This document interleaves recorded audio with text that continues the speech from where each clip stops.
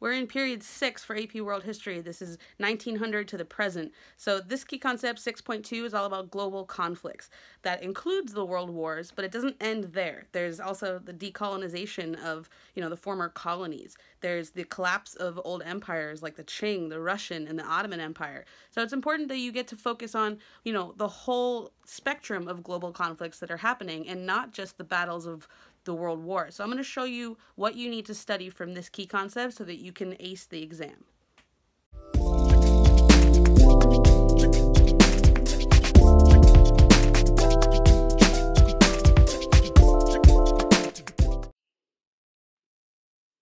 All right, let's get going with key concept 6.2, global conflicts.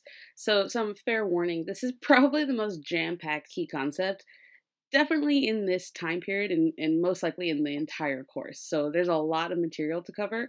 I'm going to do my best to really cut it down for you so you can focus on the most important parts. But you can always skip ahead to the end if you want to just see all the notes in one shot. Let's go. Let's get through some of this content.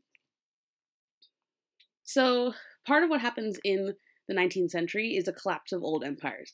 So we're going to say goodbye to some of those land empires that you've been following through, the last few time periods, the Ottoman, the Russian, and the Qing empires. The Russian Revolution in 1917, led by Lenin and the Bolsheviks, is one of those stories. But you can really look at any one of those three, the land empires ending, the collapse of old empires. We're also going to see a lot of new states form, right? The end of colonization. The countries that are going to become decolonized and gain their independence. In some cases, it's like India and Ghana, where there's negotiated independence. There's still violence that's going to happen in those places, but it's technically negotiated, right? And then second, you can see like war and violent decolonization in Algeria, Vietnam, and Angola. So, the partition of India is a huge example. They love to ask you questions of this all over the AP test. It's going to be extremely violent at the borders where you have Hindus coming from Pakistan, which at that point was west and east, into India, and Muslims going from India into Pakistan. And the ethnic tensions there, over 1 million people are going to die in that cross. So that's an important thing to know. The nationalist leaders, these are your leaders that are kind of leading the way, that are helping to push for independence, to push for, a country that is not ruled by the European powers. Gandhi in India, right here, your three examples of nationalist leaders. There are others. Gandhi is one. Gandhi is coming from India. He is going to focus on, peaceful methods of demonstration, nonviolence.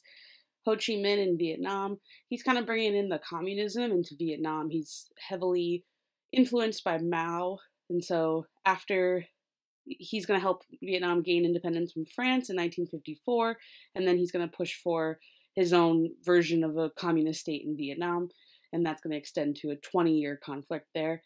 And then you have Kwame Nkrumah, who is from Ghana, and he is going to help Ghana become independent, right? That negotiated peace, and he becomes the first president of Ghana. Within all these different places and different parts of the world, there's ethnic tensions, ethnic movements that are going to happen. So what I mean by that is like a group of people that share the same ethnicity. Whether they share a religion or a language. And so you have, Muhammad Ali Jinnah in Pakistan, leading the way to like make Pakistan its own state. And then you have the Quebecois separatist movement in Canada, where, the like Quebec region of Canada speaks French. And so they want to kind of remove themselves from Canada. You have, like I had said before with India becoming independent, there's two different ideas for how that happens. And this picture really shows that. You have, Muhammad Ali Jinnah, who's on the left, and he's promoting a two-state solution. He wants Muslims to have their own state as Pakistan. He is concerned about Muslims being a minority of an Indian state. Whereas Gandhi is kind of saying, no, it's going to be okay. We're going to be able to work together. We're going to lead together. Let's have one Indian state. So they're going to differ on their, how to get independence, but they're both part of the movement for independence. Transnational movements, it just means like movements that are going across nations that are, extend beyond boundaries. Like the boundaries of the world don't limit ideas, right? And so in some cases, like communism, it's bringing people together under political and economic ideology.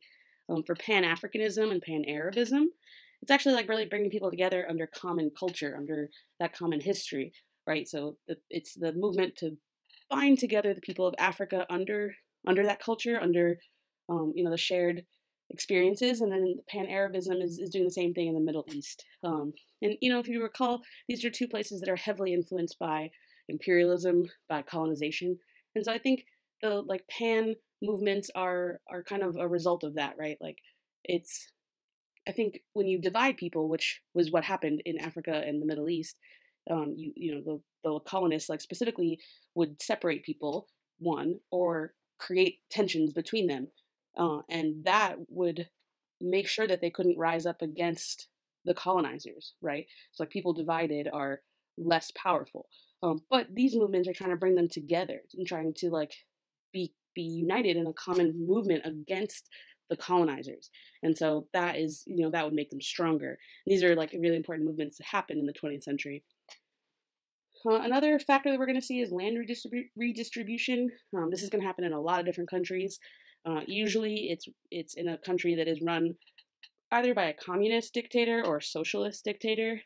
Either way, they're kind of seeing examples of basically what land redistribution is when you take the land from private owners, which tend to be, a small percentage of wealthy landowners, and you redistribute it out to everyone else, right? Or you kind of have people working on the land so that it's a collective movement, so nobody really owns it.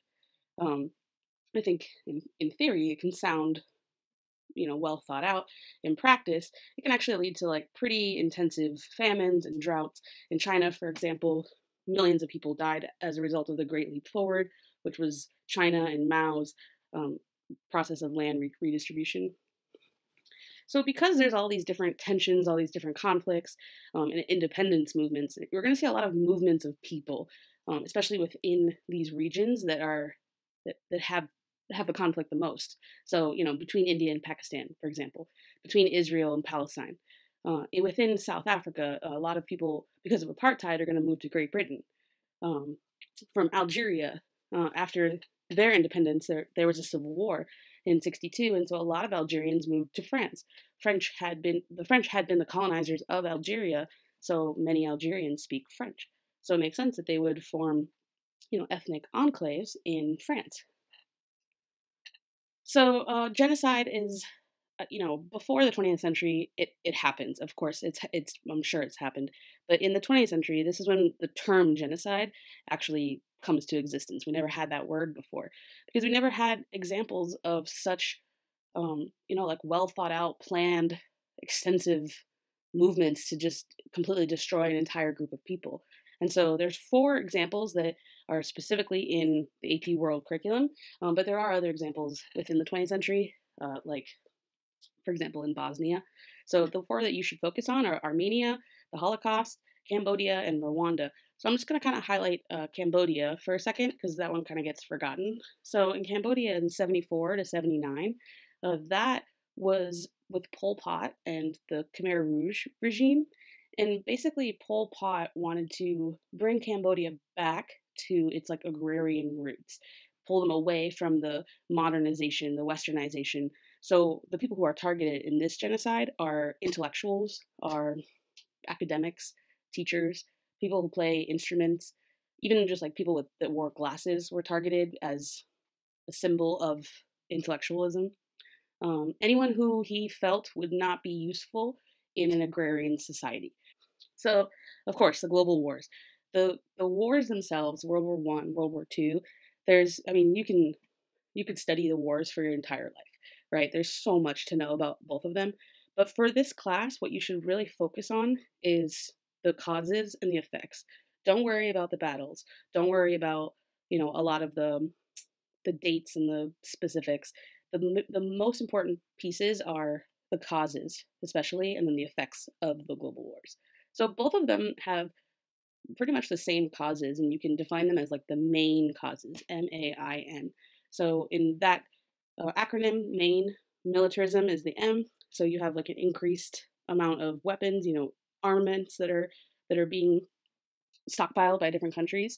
And if your enemy is, gathering up weapons, you probably should too, because if they are gathering up weapons and they attack you and you're not ready, trouble, right? So that increased militarism also just increases the likelihood that people are going to use those weapons.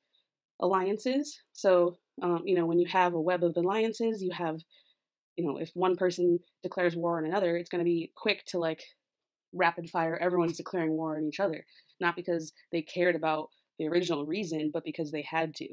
I am sworn to help this person if this country, if anything should happen. So when it does, I'm brought into the conflict. Imperialism is this like, the heightened competition that's happening around colonization is just like intensifying the tensions between countries. And then, of course, nationalism. If you are trying to prove that your country is the best, well, war is a really good way to do that, right? So increased nationalism is going to really lead to those wars. So this kind of gets at the causes, and that's just kind of what I want to focus on. For World War I, we're going to see new technologies. That's important, but that was in 6.1. But for World War I specifically, really focus on the Treaty of Versailles, because the Treaty of Versailles and how it blames Germany for the entire war is really going to lead to World War II. Right, Hitler is going to play off of that.